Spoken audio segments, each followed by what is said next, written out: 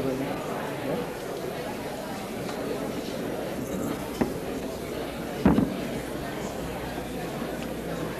Good evening.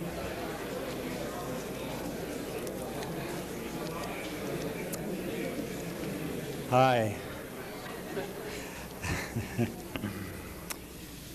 Thank you for coming to this evening.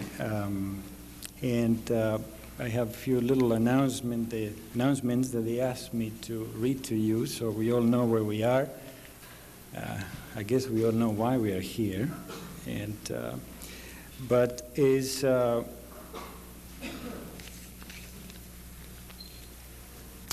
Tonight is another in the series of lectures at SCI-Arc entitled Intersections, supposed to explore the many overlapping and connecting aspects of related disciplines and perhaps unrelated disciplines. For next Wednesday, just very briefly, is going to be the continuing of the series will be Merrill Jensen, and his presentations will be Biosphere 2, a Blueprint for Survival, which will explore the global and personal ramifications of the Biosphere 2 project in Arizona, or something quite fascinating.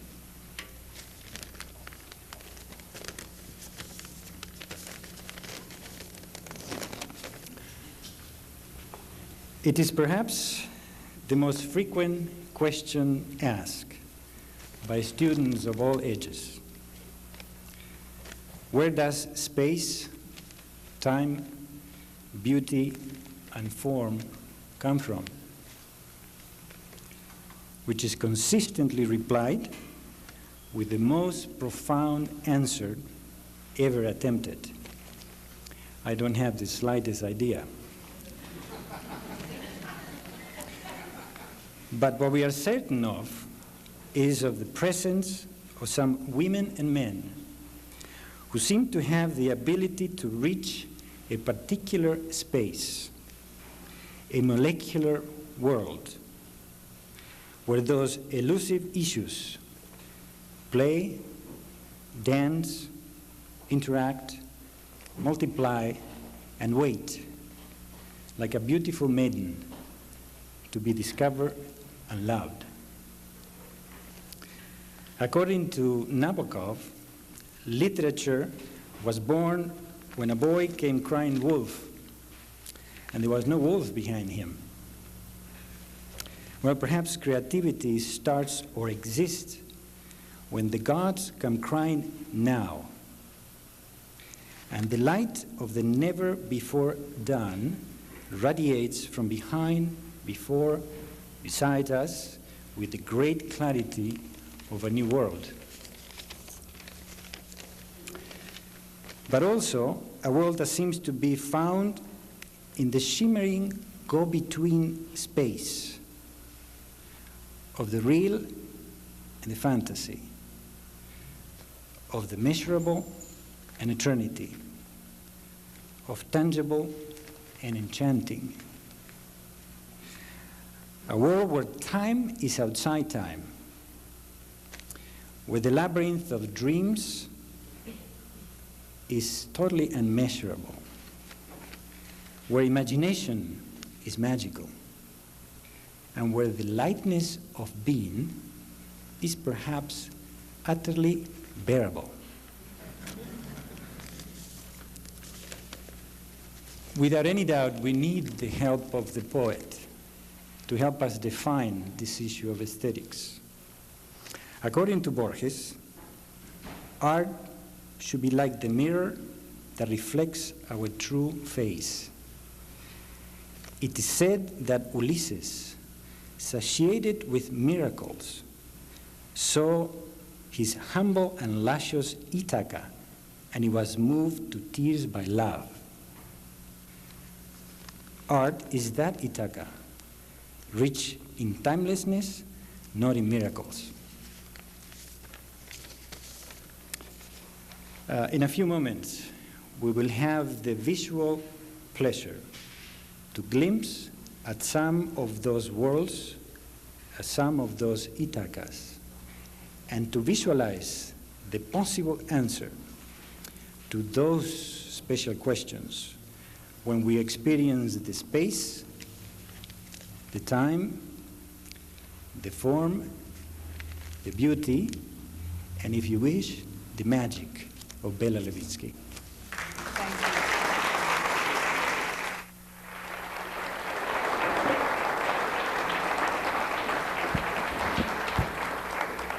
Thank you very much, Mr. Bertoli, and I do not intend, can you hear me? I really have no such driving ambition as to unearth the mysteries and wonders of the universe or even where time and space meet. I'm afraid that what I'm going to do is something quite simple, very direct, which is the result of the art form I have practiced for these many years now. I can't number the years, I'm sorry. I mean, I have no question about my age. It's just where in my age this began and when it will end, because it has no ending yet, at some point perhaps. I'm very pleased to be here. I heard about this first from my architect husband, who came some years ago as an advisor to a student who was interested in doing a dance space, and described a little bit to me about what I asked Professor Coates would be permissible to refer to this as an alternative school. And I mean that in the most, I think, positive term, because so many of our institutions become hardened and rote and leave no room for individual variation, no realization of differences. And it is up to the alternative schools to supply that kind of visionary probing.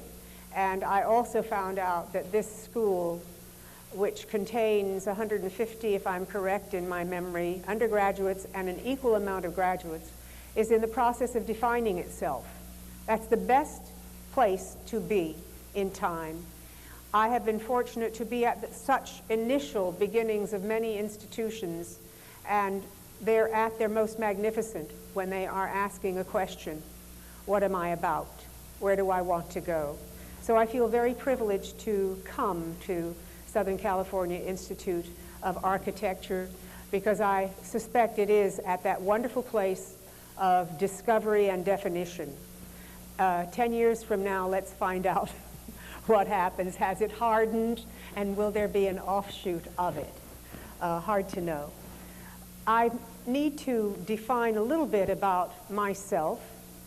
I practice my art form, and have for the numberless years that I have done it, from a work person's viewpoint, basically. I've been fortunate enough to devote most of my time to it. My interest in architecture came through marriage. That is, our 48 years of acquaintanceship, friendship, and sharing of one another's life has let us both, my architect husband and myself, learn something about these forms. And I've learned to value it in wonderful ways. I need also to define where I am, where that portion of my, I guess, aesthetic lies. I still have to find something that would excite me as much as the Bauhaus movement. The joining together of architects such as Mies van der Rohe, Gropius, of a painter of the quality of Paul Klee, of a designer, Mahalanoj, who did a theater, so of course I fell madly in love with him. And any architect who is interested in building a theater, I think, is very special indeed. I find few really understand the ramifications, and too often there is a glorified self-presentation. The edifice stands in its full glory, and you get in it and you can't find the bathroom. I mean, it's not a wonderful usage of the craft to place these two things at such odd bases. So Mahalanoj became more for me a remarkable architect than he actually was, which I guess is truly a designer.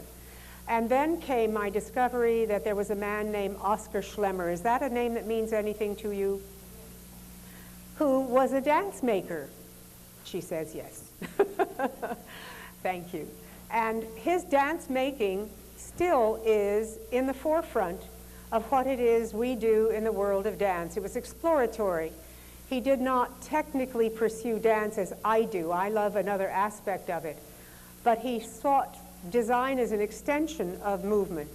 He did light design in very simple forms, little slits through which he shone lights, and it altered how the light fell upon another object. Very advanced and inventive for his time. And how many of you are dancers? There are about 4 or 5 of us here. How many of you are students of this school or other schools of architecture? How many of you are teachers? And the rest of you came for the hell of it, right? And you're very welcome. I'm glad you're here. I started to say that most dancers, if the dancers will agree with me, love the work of Paul Klee. I never quite knew what it was that was so particular about him. I mean, I knew how I responded. And then I found out that within the Bauhaus movement, he was fascinated by the work of Oskar Schlemmer. So the propinquity first and then the interchange of these two artists created an effect, one upon the other, certainly a very lasting effect upon Paul Klee. So it is that bringing together of multidisciplines, not with formulas in mind, but with the presence of each other, of the nearness of each other, which permitted them to touch when they needed to separate when they needed to, that made, I think, the Bauhaus a movement which still challenges other movements. So I come from an admiration of that point of view.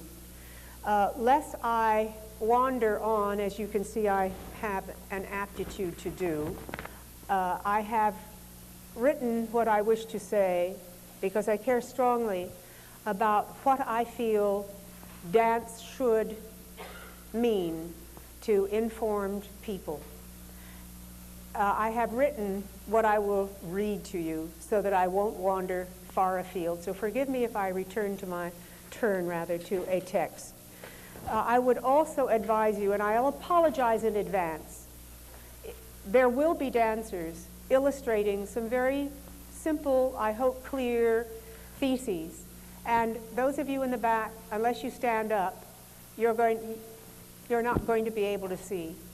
We have neither a raked surface here for the dancers nor a raked house, so find a place where you can see when that portion of this evening's activity takes place. And we've been asked to leave time for questions and answers, and I'm delighted, and I'm sure my 2 fellow artists will be equally delighted to do that. Dance is a word which covers a respectably large field, which I divide loosely into 4 major categories. Social, recreational, which I think is self-descriptive by its title, dance. Ethnic, less self-descriptive, and I define it as follows. Ethnic dance has the ancient forms which embody cultural history. That's why they survive, why they are important, and why we need to revere the history given to us through ethnic dance. Commercial dance, which I would subtitle entertainment dance. It is really designed, it was designed originally to wake up the audience between an important play, for instance, in musical comedy, and then the dancing, usually girls, came on. You now see it in the form of Vegas revues, if you go to that kind of thing, or on television endlessly. You will see it in your, what are they called, music video? MTV. That was close. MTV exposes you to a lot of that kind of dance, along with some very interesting implications in all kinds of areas, and something known as solid gold, which I saw 2 or 3 times. And I'd advise you that that's enough. You really don't need to see it more than 2 or 3 times. So that would be commercial dance, and then there is concert dance. My experience and expertise lie in the latter area, and here once again I must narrow the field to modern concert dance, which I practice as differentiated from ballet, which is a whole other world and has a whole other history, although it is certainly concert dance. There are about 3 art forms which are indigenous to America, were born in America. And I'm proud to say that one of these is modern dance. Not only indigenous, but birthed in California by a woman named Isadora Duncan, that much maligned persona. The jokes that are attributed to Bernard Shaw when they decided they would have, I shouldn't propagate, I mean I should not promulgate this and let it die, but it puts some of the publicity about Isadora in a light which I find really abhorrent. When apparently she must have suggested marriage to him, and he said, "But madam, what if our child has my body and your brain?" That was to render her into an area of insufficiency as a thinking human being. And then a film made about her, which exploited the fact that she was basically a loose lush with nothing much to offer, and the actress whom I usually admire should never try to dance, because you either can or you cannot, and she could not. And Isadora Duncan was revered as one of the most charismatic performers ever to hit any stage. I am unhappy to say that I never saw her, and there is not any actual recorded footage of Isadora Duncan that I'm aware of. Yet this is a woman who had at her feet artists of tremendous note and captured the attention of Lenin in the Soviet Union when it was beginning. She couldn't really have been quite the bird brain that was presented to one's view. So I am proud that our heritage begins with a woman that I consider to have been a far-sighted visionary, Isadora Duncan. As a matter of fact, she was not a reformer. We'll wait till that car gets a little underway. I don't compete well with mechanical things. I don't even operate well with mechanical things. But as I was saying, she is not a reformer. She was a revolutionary. She, in fact, discarded all that went before her and created new forms and new content. Pitiful little mind that she had. Dance is perhaps one of the most misunderstood arts. It is variously perceived as a mystical, semi-religious experience, therapy for the body and soul, a sensual sexual affair, entertainment, an educational tool. This list could go on and on. I think it probably is good to manure your fields with. It has some unknown attribute, and although you don't know what it is, surely it needs to be supported. There are all kinds of misconceptions about dance in particular. And in some of these perceptions, there is indeed truth, but they do not truly define the art form. In this day of physical awareness, dance is too often perceived as a form of artistic Olympian physical prowess, as defined by the dance superstars, who can indeed execute incredible physical feats with skill and artistry. But then so can ice skaters. So can those hot dog skiers, or whatever they're called now. I think their title has been changed. And so can gymnasts. Therefore, this kind of prowess, the fact that we have reached an age of physical ability which is absolutely awesome, does not an art form make. We are suffering now through this pulling out of the physical capacity of movers, basically. We're a moving society, aware of motion, and that part's good. I would like to turn your direction to something I discovered. I thought that John Dewey had said it all for me as he defined the arts, and then I fell across a woman and really clapped my hands in effect as I recognized that she had defined for me what I believed. And I'm speaking of the aesthetician Suzanne Langer. Does anybody know her work? Those of you who do not, if you want to really struggle through, as it does require work on your part, a book, try Feeling and Form. That's one of her books. And she defines dance as follows. The confusion regarding dance clears away As soon as one conceives dance to be neither plastic art, nor music, nor a presentation of a story, but a play of powers made visible, the creation and organization of a realm of virtual powers. Dance is the envisionment of the world beyond the spot and the moment of one's animal existence, the first conception of life as a whole, continuous, super-personal life. That's her definition of dance. It's not easy to digest on one hearing, so I promise not to read it again, but give it some thought. What is so particular about dance? Dance has the human body as its sole instrument. One needs to understand that the dancer has no material between the art and oneself. They are virtually identical. That is what is so extraordinary about dance. The artist and the arts are one thing. Therefore, it celebrates the human being as no other art form can. Self-identity is natural and unavoidable. In the act of discovering and perfecting the instrument, one must reaffirm the miracle of self. One relocates the individual as meaningful, communicative, and therefore useful. Who am I is not a question to be answered by chemical equations. The consciousness of life, the sense of vitality, of power, the ability to receive impressions, apprehend the environment, and to meet changes, forms our most immediate self-awareness. This feeling power is produced in dance.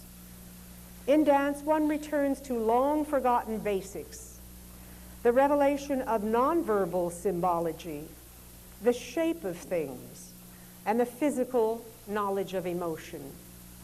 It is my belief that totally vicarious learning does not exist.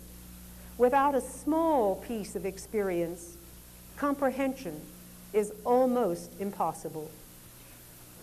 The body has been learning since birth, and some people will tell you with proof that it is in the womb. It has received vital sensations which define life itself: breath, heartbeat, space, balance, weight, gravity, tension, relaxation, force, pain, exhilaration, and birth. It creates energy. It can charge itself like a motor force, powerful and vital. Dance employs these body knowledges, organizes them, gives them form and symbol through the media of motion in time and space. There is what I call body intelligence. The brain-body-emotion package is a three-way communicator. These three have a marvelous symbiotic relationship. One feeds the other, asks the question, supplies the answer, accommodates the request. Dance is a profoundly collaborative process. It is not a good living. It's a terrible living. The body may be destroyed much of the time, and there's little future at career's end. But dance takes the dancer and spectator into areas of implication, suggestion, and inference where words are too specific to travel. To quote our originator Duncan, quote, "Dance is the movement of the universe concentrated in an individual," close quote. See why I like her. I'd like to move from this lecture portion of my presentation to a demonstration which I have made purposely very, very simple, as complex as what I have stated might be as philosophy or an aesthetic viewpoint. So simple do I hope to make the presentation, where I feel space and time that a dancer utilizes comes close to and shares the same fields with other of the art forms.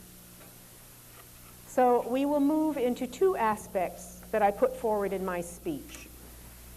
Virtually every gesture must travel through paths of time, space, and energy. We will start with time, an element which dance shares with music. Although, yes, please do try and get where you can see. I'm so sorry. And if everybody can accommodate everybody else, some kneel, some stand, some move to the side. Just make sure the structures you're mounting on are supportive. I would hate to be one to bring the building down. As I said, dance and music, that's what I mean. Let's not bring the building down, please. Everybody all right back there? I call music's use of time really digital in that it is finger-oriented unless you're using the voice, song. The dancer has a different perception of time, and I'm going to break it down for you in the way that I would break it down for a class. Those of you who studied with me have probably seen this, into its component forms that you then put back together again. The dancers who have joined me are Claudia Schneiderman and Walter Kennedy. The first part of time that I break out of the whole and put forward is that time endures. Time has duration, and that's what you're seeing. The seated figure, which will be there until the time which has endured is up, and the moving figure, which is not developing, not moving forward, just that gesture is enduring. So what they are describing for you actually is the fact that part of time has to do with its duration, how long it lasts. It does last.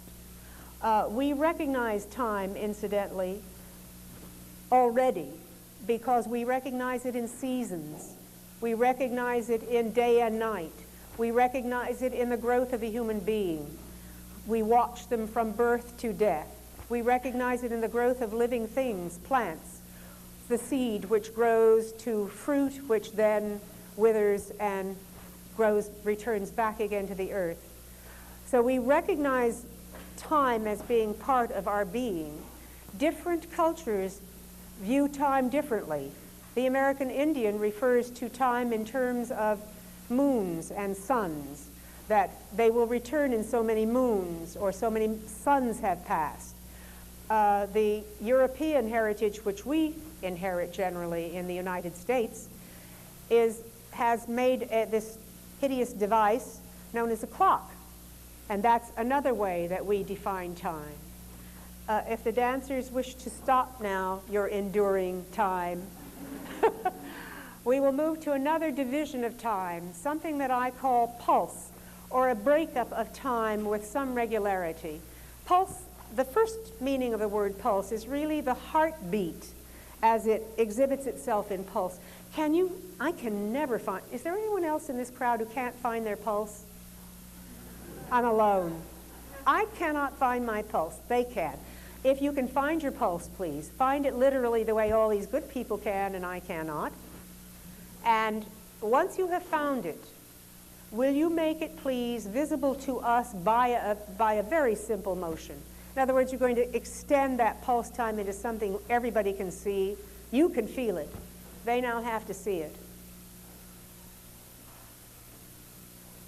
There's a little bit of difference between them, but not a lot. Keep that, be true to that heart pulse time, but be free to improvise in different body parts as you wish, maintaining that pulse. The idea is that kinetically you have to embed that time so that you can play with it. Return now, please, to the actual gesture that defined it and see, give yourself a small test, how accurate were you? Pretty accurate, not bad. There is this wonderful thing known as kinetic memory. And in a relatively short period of time, you can embed it in the body system just the way you compute. And you can recall it, if you're lucky, if you've done it long enough. Claudia, will you give me just a passage of movement that has a beginning and an ending?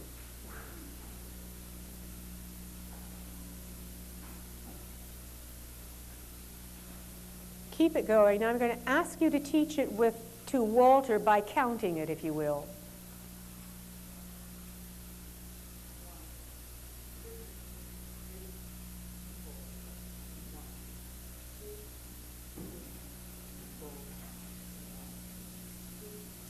Will you stop the movement and pulse the knees to that rhythm?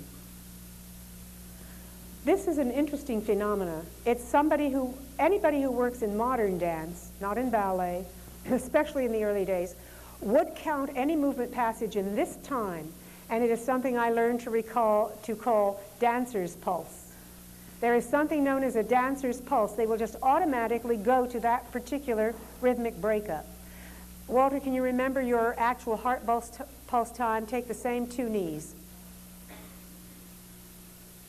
Now can you go to dancer's pulse? Pretty accurate. They're different, yet they are, in a way, both natural breakups of time. The dancer uses this latter one. The heart uses another one. Let's go beyond that, please, beyond dancer's pulse, and move to a phrase. Again, a natural one, but this will deal with exhalation and inhalation. I'm turning to the body's natural breakup of times right now. Locate it first in the diaphragm, front, side, back, or the chest. And what they are trying to embed kinetically is how long does it take as a total phrase, not a breakup of time by single motion. How long does it take for the act of breathing, inhale, exhale, process, and then if you really examine it closely, there's a hiatus at the end of it. Otherwise, you would be over-aspirating. It has its particular time element. Once you've located it, will you once again make it visible to us by giving us a simple gesture that lasts as long as breath phrase lasts?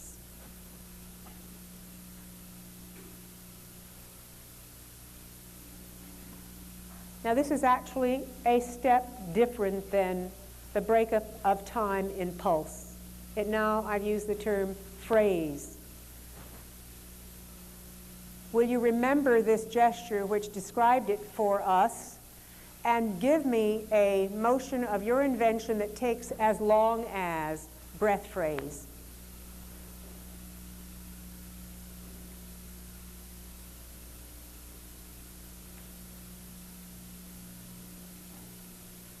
Try to be true to what the breath phrase was. Keep it going and add to it 2 other movements.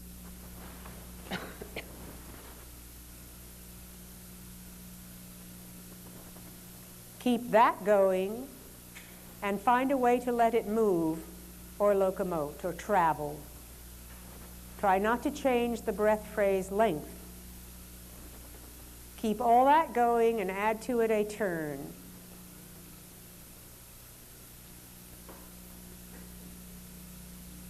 Keep all that going and add to it a very gentle jump. This floor is hard, so I'm asking them not to truly jump.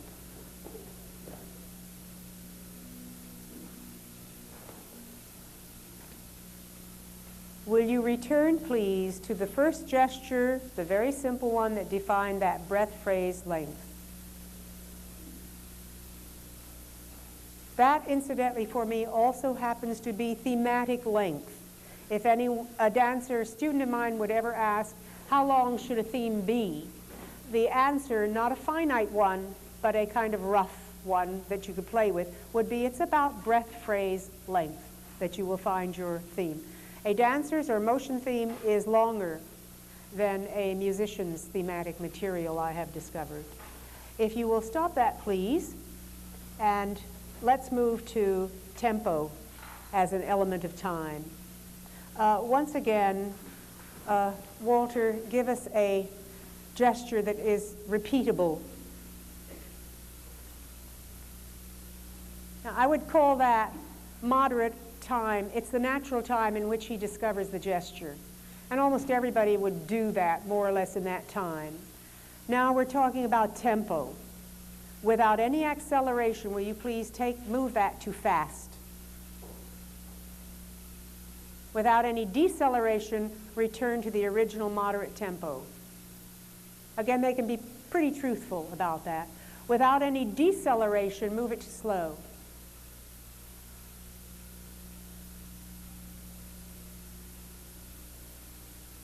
Return it, please, to its natural or moderate tempo. And that's fairly stable for them. You've heard me describe two terms that deal with tempo, other than slow, moderate, and fast. They are accelerate and decelerate. Will you take a kind of walk or run in place, please, in a rather moderate tempo? Start it going. Will you accelerate it to fast, please?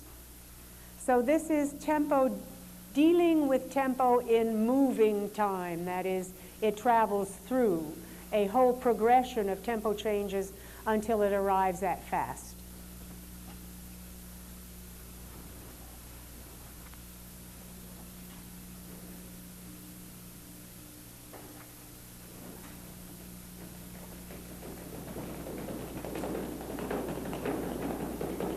Without working quickly, decelerate to slow.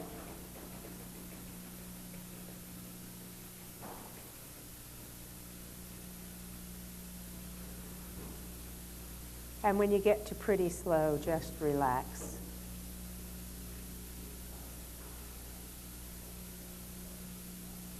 Those are some of the tempo elements of which time is made up.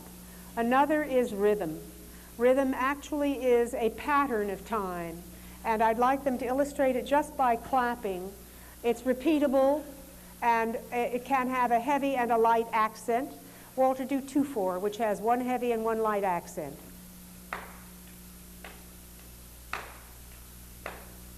Claudia, do 3/4, which has one heavy and two light accents.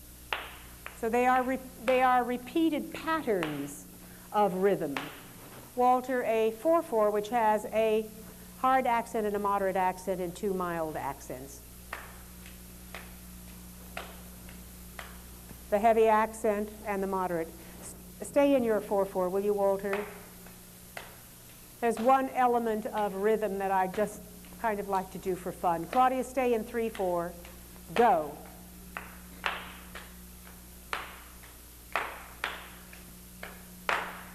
That became a complicated pattern, and it has a term. It's called cumulative rhythm.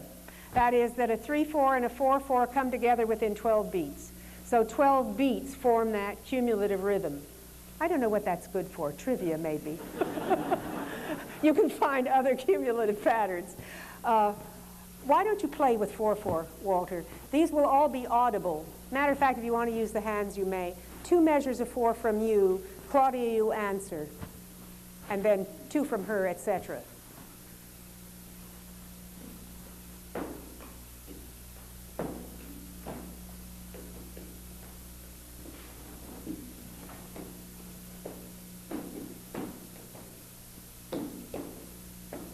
No fair speeding.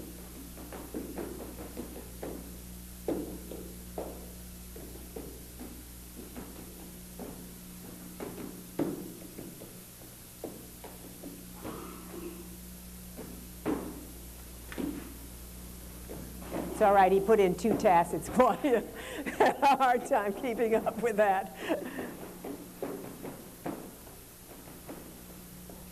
And bring it to an end. Okay. Kind of fun to play with that, but one of the reasons I wanted you to just experience a little bit of that is because there are what is called foot dancing forms, and they are familiar to you, I think. That would be tap dancing. It would be Irish clogging. Clogging's another form, it's not Irish. Irish step dancing would be made up of jigs, reels, and hornpipe. Clogging is another form. Flamenco, yet another, or Spanish dance in general, and probably Indian, which is more complex than anything because you make words go along with steps. They are all based upon foot patterns or foot dancing. I would like them to conclude this section dealing with time as a dancer might break it up, and they're going to kind of put it together. They will be two dancers doing what 10 dancers do. It is the opening movement out of my last piece, which has just been premiered, called Impressions No. 2. The score is by Larry Attaway. So when you are ready, please.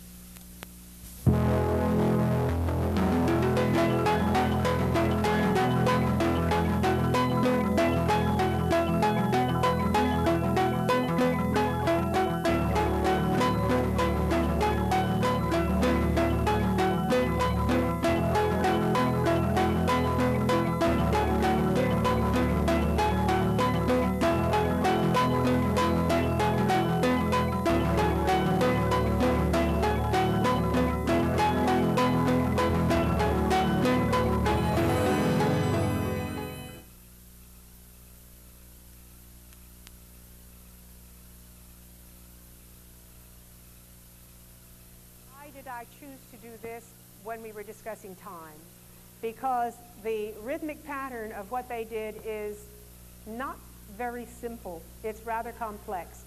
And its very complexity is what defined the quality of the movement.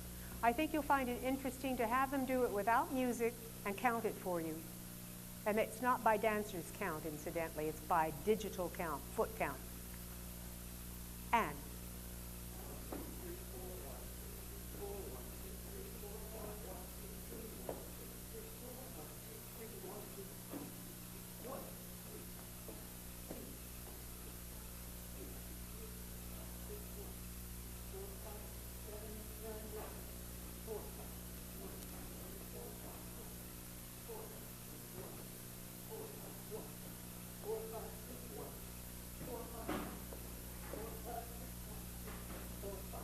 thank you.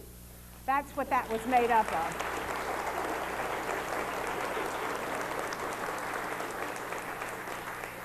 With that extra piece of information in mind, would you like to see them do it again and you count it? They'd be perfectly willing to repeat it for you. You want to see it again? Okay.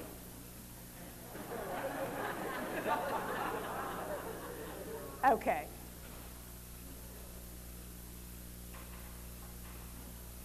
When you're ready.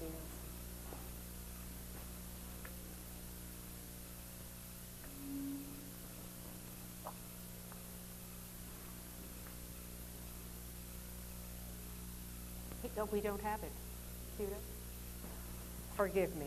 They went quickly to the next thing they have to do, so you'd have to count it, so let's forget it. I was waiting to hear it. I'm sorry. Let's shift away from time and move to space. Space is an element which certainly is shared with architecture. It is also shared with sculpture. It is one of the forms, as is dance, which is three-dimensional in its spatial aspect. And I was very interested to find out your thesis on space as a moving element within architecture.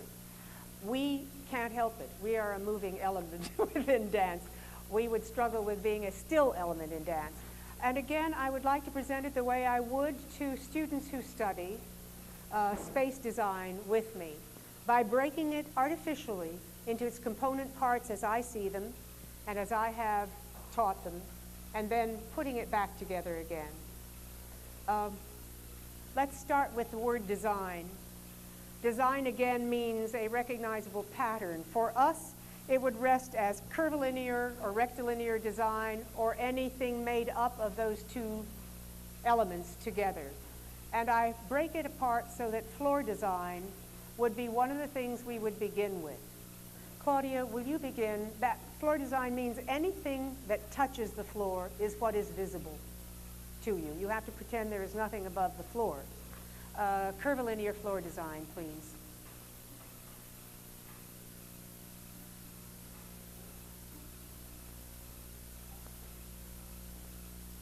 Walter, will you add to her improvisation now simply an extension of what she is doing, as you might see it. Still floor design.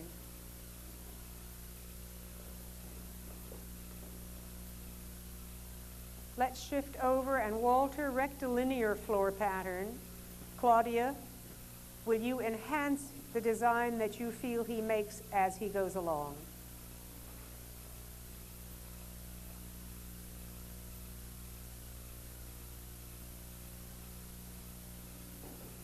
Claudia, from where you are, incidentally, when she lifted her 2 feet, there should have been a blank for you visually. From where you are, will you please design curvilinear design in the air or above the floor? Walter, after she gets started so that she feels as though she can explore this, will you not only amplify but alter, change curvilinear design into design for 2?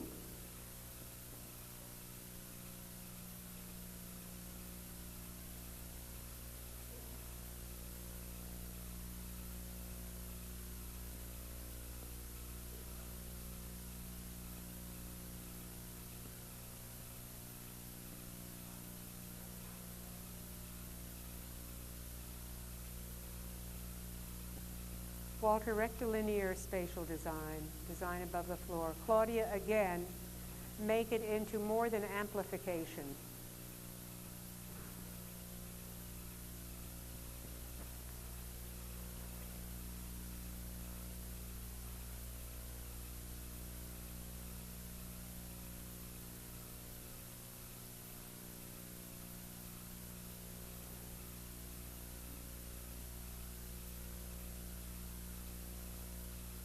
You may now shift through rectilinear, curvilinear floor, above floor design at will.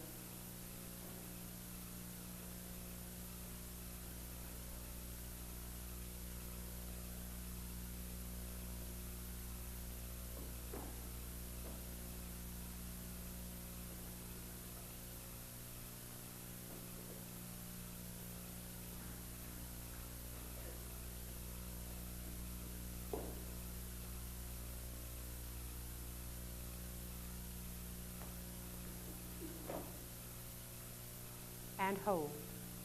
Will you separate without falling, please, because you're in a lever? And very slowly, shape, and shape is another term I use to define space design, shape the body into a narrow, round shape.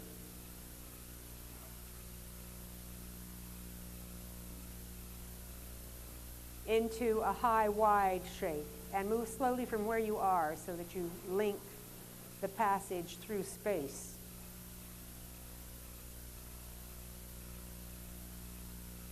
And reshape your body, quickly go.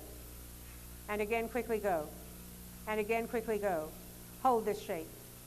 You will now, sorry about that, you will now deal with the space you are occupying and the space which is unoccupied. Occupy the unoccupied space as a solo exploration. Most artists would not recognize this terminology. You would refer to it as negative and positive space. But in teaching, I find that the negativism takes on a social meaning. So I just altered it to positive, and I mean to occupied and unoccupied, doing away with the word negative. Hold where you are, Walter. You're the occupied space. Claudia, you may change it if you wish, but you have to occupy the unoccupied space. You may respond, Walter.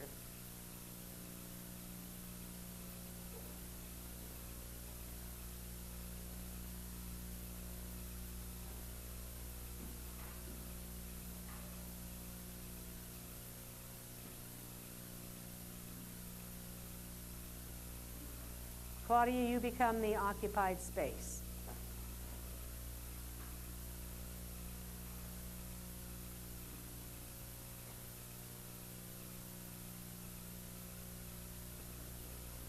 The occupied space may change as much as it would like.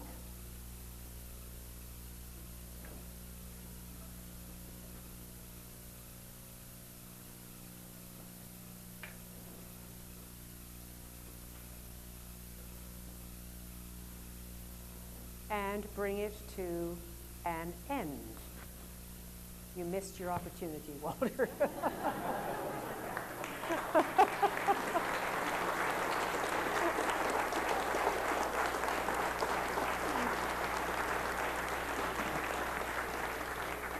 Walter, let's deal with another spatial word, planes.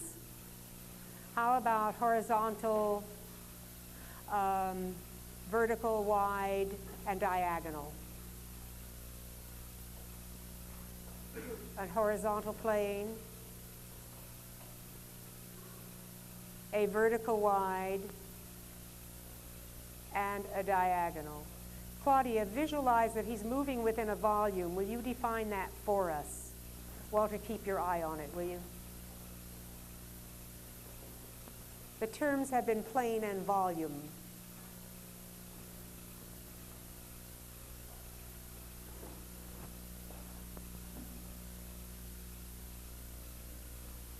Start with Walter's plane, please, right from here.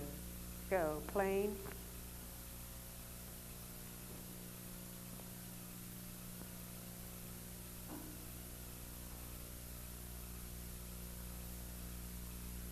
Into volume without a break, please.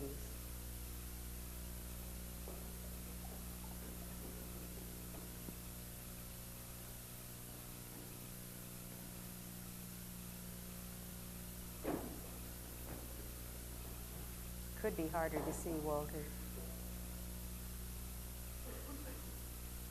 And let's end it on Claudia's volume. I would like to move you now into a piece of a work called Changes and Choices.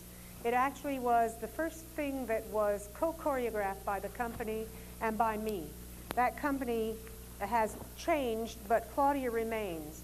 So the choreography for this duet is basically hers. I put together the pieces of it and elected to do this duet, which you will see. She choreographed it. The music is by Larry Attaway, as was the first piece of music you heard. So you have that queued up, right? We move to Changes and Choices. It deals a great deal, as you will see, with plane.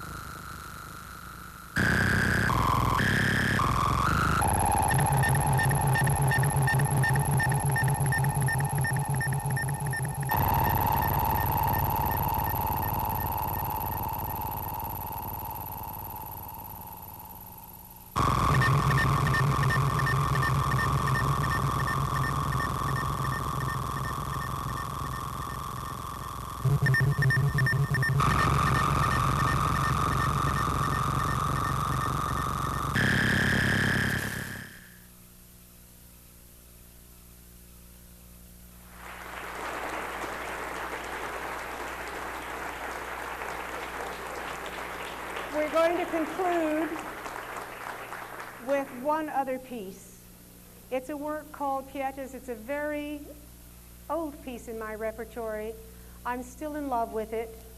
It was, I think, my response to where I was at the time, which would have been late 60s, early 70s, I think, teaching these very moral students who wanted off this earth because it had been so befouled by the people who had come before them. And their accusatory stance was, what you've done is so awful, we're going to go into communes. Unfortunately, it didn't work, but their morality was, for me, very noble.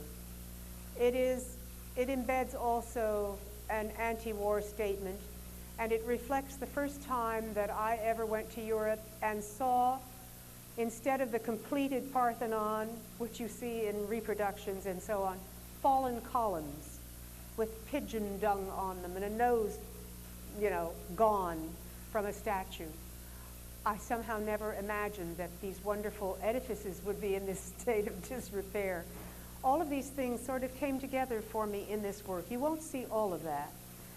I think you will see ancient images, contemporary images. Certainly you will see what we've been talking about, time, space. You'll see time which endures. You'll see stopped time. You'll see space design. You will actually see that all motion does indeed move through paths of time, space, and energy, which is how it communicates. So if you are ready, let's take the duet from Pietis. Are you ready?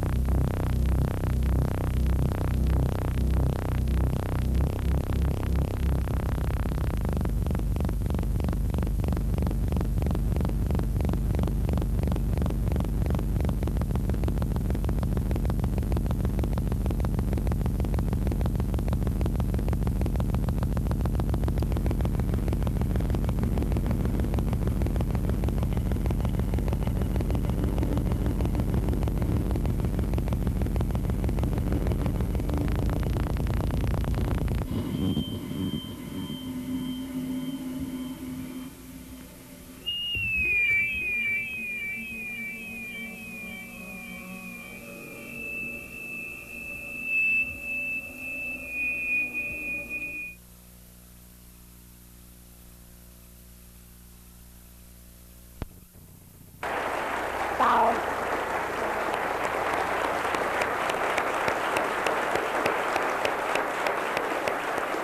Just put warm-up clothes on. Put warm-up clothes on.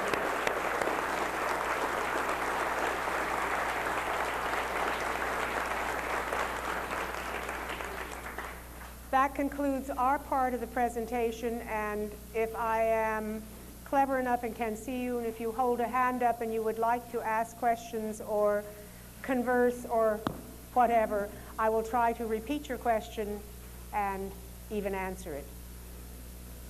Anything you would like to comment upon, anything you would like to ask, anything you would like to add? Yes? Being married to an architect and being aware of architecture over the years, can you talk a little bit about the relationship between dance and architecture which you've seen over the years? The question was that since I'm married to an architect and we have had this rather long and rich life together, could I talk a little bit about the relationship between dance and architecture? The first relationship I'd like to talk about dance and architecture is that I'm not the only dancer-architect combination. There are about 4 others. It seems to be a natural alliance because they are both spatial art forms. I think that I became sensitized through Newell to the fact that architecture was more than simply shelter, that it had aspects about it that I would share in my own art form. It could be gay, it could be open, it could be inviting, it could be secretive, it could be enclosed. It has content. And I imagine that an architect not too vain, as some very well-known architects are, might build a building for a client with that in mind. What is the kind of person that would live in a building? What is it they would like? Or how would you educate them to like? I know the stories told about Frank Lloyd Wright are legion, but I know one in person, a personal contact with somebody who loved Frank Lloyd Wright's work. So do I. I like the fact that he thinks things should grow out of the environment in which they're placed, that has not particularly to do with the inhabitant, but with the habitation on this earth of how buildings should look in an environment. But this man was like 6 feet tall, and he asked of Mr. Wright only one thing: could you make the doorways so that I could enter them without stooping? He came into the house like this, stooping. And he said, but Mr. Wright, I asked you to do only this one thing. And Mr. Wright said, I build to my own size. So it's a man with a particular vision, obviously his, which didn't allow much room for anybody else. I am distressed by what I see in architecture now, frankly. It's been a long time since I've seen a building and gone, wow. No, it hasn't been. This year, I happened to be on tour in Spain, and we went to Barcelona, and because I am married to an architect husband, he wanted to see the Mies van der Rohe building, which was built in Barcelona for the fair. We didn't know that it had gone down the next year. We were very naive.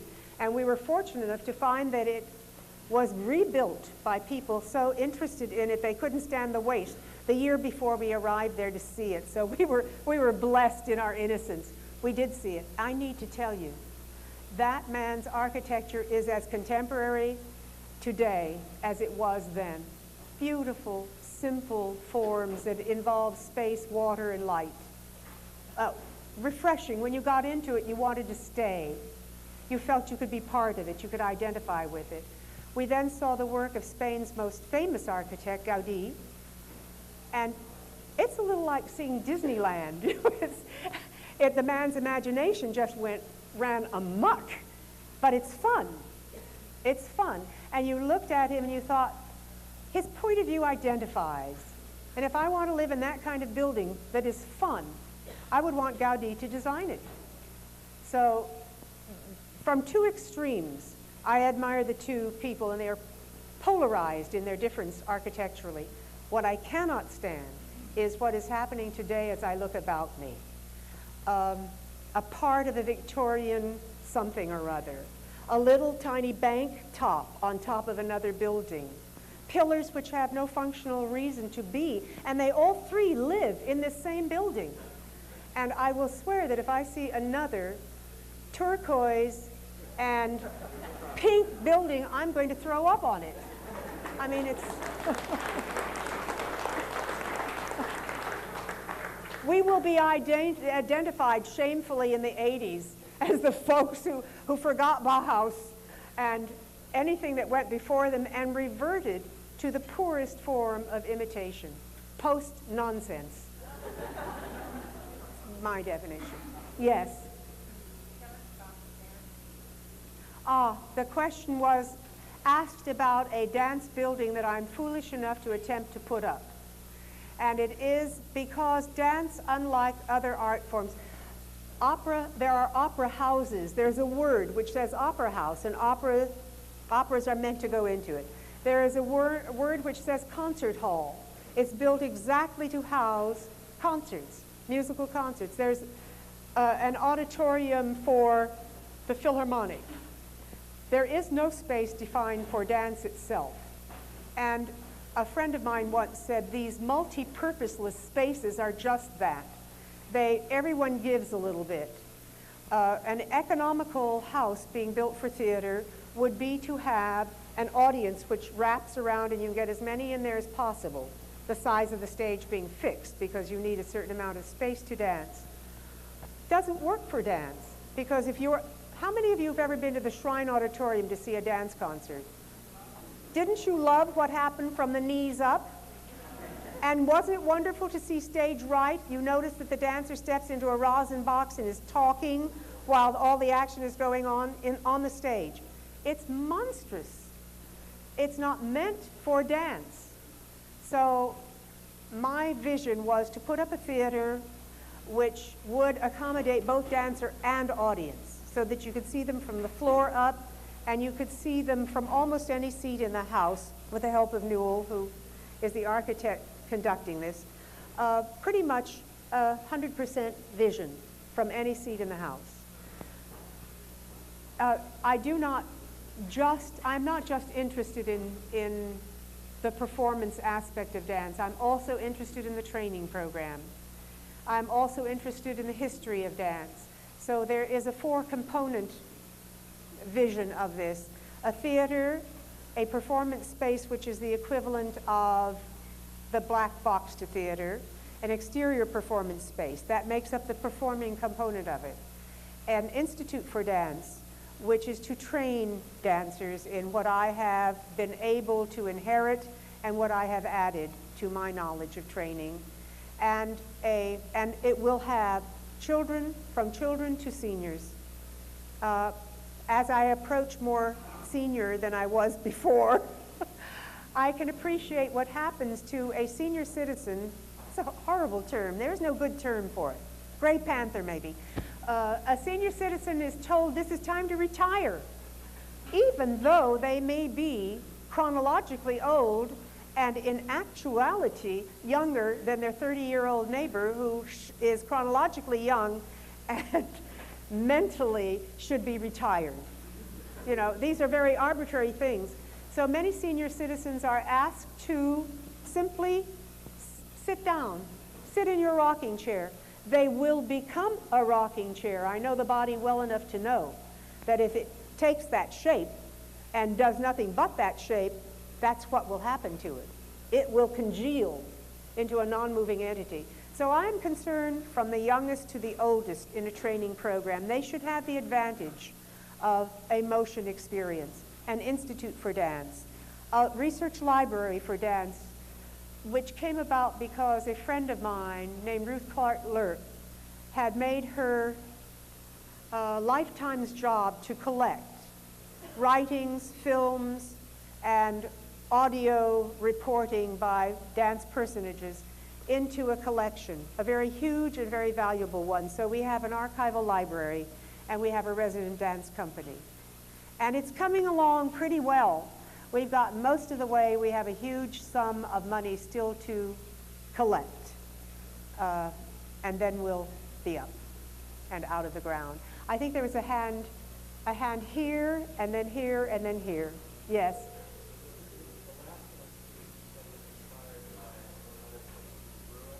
Yes.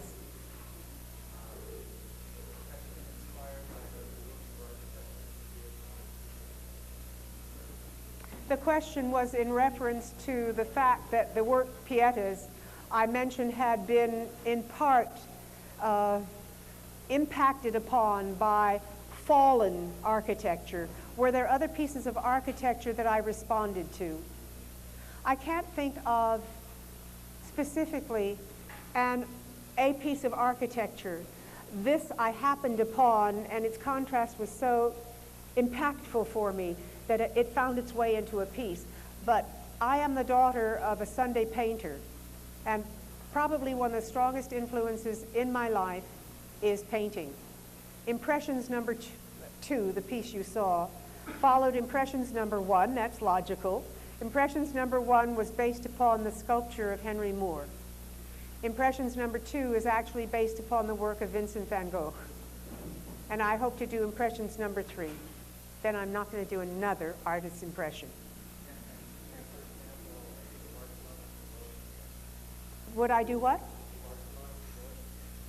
A Barcelona pavilion dance? No. Interestingly enough, that stood quite alone. That is a very complete work of art. Would I like to wander around in it? And how? That I'd like to do. That's a very complete piece of art, and I think needs no definition in any other way. I don't mean to say that Henry Moore is also not a complete artist, but the body of his work left an impression with me, an impression about how he visualized the female form, basically. I had another hand up here, yes. With great trouble. The question is, how do I compose and what is the relationship to the dancers? A very good question. I'd like to take the last one first. The dancers are very important, that's part of it. The dancers are very important collaborators. In Changes and Choices, they were responsible, I would say, for probably 3/4 of the choreography. In Impressions number 1, the 6 women in my company really also did a great deal of the choreography. We work very cooperatively. There are times when I do every eyelash. There are no formulas, but they are very deeply a collaborative part. The performer is very deeply a collaborative part of the process. How do I choreograph? I'd like to take his answer and say, I don't know, which would be very honest. All right. For example, a ballet is composed in very linear fashion along a storyline with structure. Right, right.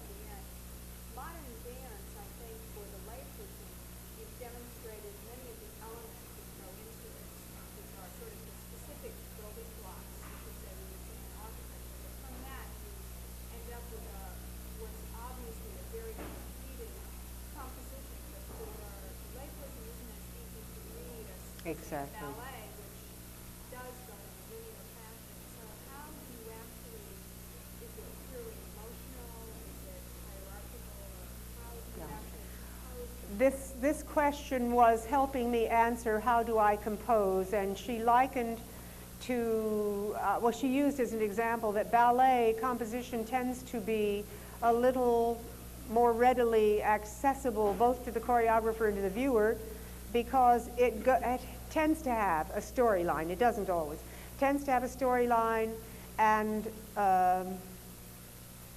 it is really driven by music most of the time. You select a piece of music and you dance to it, so the form is pretty much set forward for you. I think one of the things perhaps you failed to mention is it also has a specific vocabulary. You take a certain number of steps which are already there as your colors in your paint box, your words in your story, and you mix them around a bit to suit what happens. Not always. In modern dance, she points out that doesn't happen, so what does happen? How do you begin?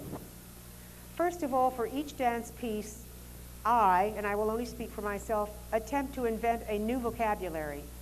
That's very ambitious, but I feel that I cannot be true to the subject unless I can find what it is that subject deals with. Since Pietas has been under discussion, why don't I pursue that in how I choreograph it? First, by impression. Something has set down in me that I'm not even aware of. I'm not saying I'm going to do this dance and it's going to be this. But something begins to enter my subconscious probably first, and then it singles itself out. And what happens then is kind of a screening process. All things not dealing with it disappear. All things that enter it, enter it. And I'm able to filter those. I realized this incident, there is an emotionality involved in it, yes. On my way to Europe, I stopped in at my favorite museum, the Whitney in New York. I just happened to love both its building and its collection. And there, on exhibit there, was that form of art that George Segal represents, although there were no Segal pieces there. They were in full life-size figures in a variety of situations. And I came upon one of them, and it was a little girl, about 12, I would say, barefoot in a little gingham dress, and she was seated with her feet planted on the floor like this, and across her lap lay a black child, probably about 7 or 8. Her hand was across his chest, and blood flowed from her hand to a pool around her feet. And it arrested me because it had an accusatory statement. And it was like, I understand this form of art. You're not going to frame it and hang it on your wall. You're going to have to confront it. And it asks of you, what do you intend to do about this? It is a social statement. I'd forgotten it. I remembered it only when I saw the Pieta of Michelangelo in the Vatican City, and didn't like it. I thought, what is wrong with me? This is a masterwork. How can you dislike this masterwork? And I suddenly realized it didn't match my Pieta. I'd had my Pieta before this. And here was this shiny, glistening marble with his name emblazoned across the chest, and this sort of apathetic Madonna. And I went, my Pieta has meaning. This Pieta doesn't have any meaning. This artist has diddled us. He's doing his own thing here. I then had the opportunity to see him do his Pieta as a mature man in Florence. And if ever you get to the museum in Florence, please look for his second Pieta. It's absolutely riveting. The flesh looks like it hangs from the Christ figure. He is there in person as Matthew this time, not as a sign across the Madonna. And the Madonna is a person of empathy. So I had 3 images that impacted on me. I still didn't know this was going to be a dance. I began teaching, and one of my dancers at that point said, Bella, when are you going to start the new piece? I had already begun to explore movement relevant to it. Does that help answer your question a bit? It comes, it filters, you explore it, it takes its own shape, and sometimes I hang on to the tail. I don't know where it's going. I'm the follower. If it's a good piece, I'm the follower. It's getting very noisy, and one other person had their hand up, and I think we end with this. Oh, a question about where this dance center hopes to be. It's called the Dance Gallery. It's at 4th and Grand. It forms part of the corridor of what we call our new art-conscious downtown center. I thank you very much. You were very responsive. Thank you.